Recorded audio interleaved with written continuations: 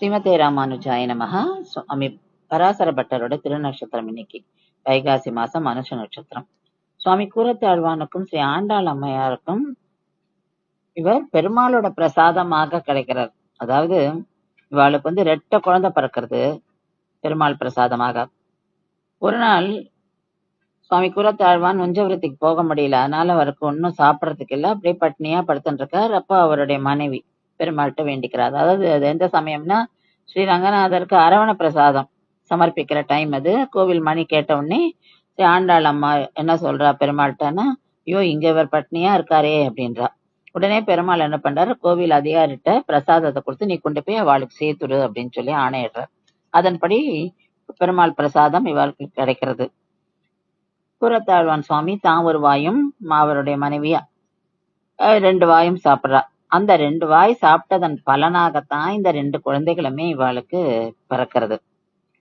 ஸ்ரீ ராமானுஜர் இந்த குழந்தைகளுக்கு பேரிடுறார்.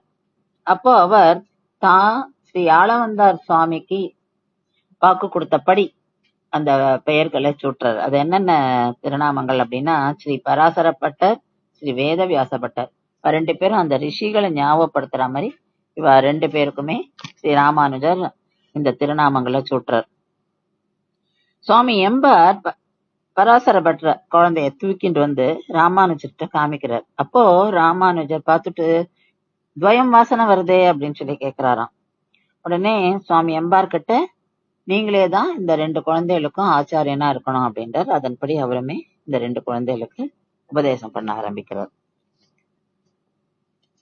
ஸ்ரீ பராசர பட்டர் ஒரு சைல்டு ப்ராடிஜி. நிறைய விஷயங்களை நம்ம இதுக்கு கோட் பண்ணலாம். சுவாமி ராமானுஜர் பெரிய பெருமாள் கிட்டையும் நீ பிராட்டி கிட்டையும் ஸ்ரீ பராசர பட்டரை கொடுத்துரு, அவ வளர்ப்பு பையனா வளரட்டும் அப்படின்னு சொல்றாரு. அதன்படி கூரத்தாழ்வானும் பெருமாள் பெரிய பிராட்டி கிட்டையுமே குழந்தைய கொடுத்துடுறா. இந்த குழந்தை பெருமாளாலையும் பிராட்டியாலுமே வளர்க்கப்பட்டதாம்.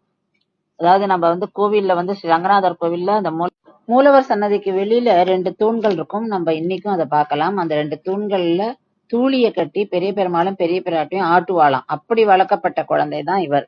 அதனால இவருக்கு ஸ்ரீ ரங்கநாத புத்திரன்ற பெயர் கூட உண்டு. இவர் பெருமாள் கிட்ட அப்படி ஒரு ஈடுபாடு, பெருமாளுக்கே கைங்கரியம் பண்ணி தன்னோட வாழ்க்கையை கழிச்சிருந்தார். அதனால இவரை ஸ்ரீ ரங்க புரோகிதர் அப்படின்னு சொல்வாளாம். இவருக்கு ஆழ்ந்த புலமை உண்டு. இவர் எழுதின நூல்கள் பல. ஸ்ரீ ரங்கராஜஸ்துவம், ஸ்ரீ ரங்கராஜ ஸ்தோத்திரம், அஷ்டஸ்லோகி, ஸ்ரீ குணரத்ன கோஷம் அப்படின்னு நிறைய இருக்கு. திருமங்கை ஆழ்வார் அருளி செய்த திருநெடுந்தாண்டகம் என்ற திவ்ய பிரபந்தத்துல பராசர பட்டருக்கு ஆழ்ந்த புலமை, டீப் நாலேஜ். அந்த நாலேஜை வச்சுட்டு அவர் திருநாராயணபுரத்தை சேர்ந்த வேதாந்தியான ஸ்ரீ மாதவாச்சாரியரை வெல்றார் வாதப்போர்ல என்று அவரை ஸ்ரீ வைஷ்ணவ சம்பிரதாயத்துக்கும் கூட்டிட்டு வர்றார். அவர்தான் பின்னால நஞ்சியர் என்று அழைக்கப்பட்டவர்.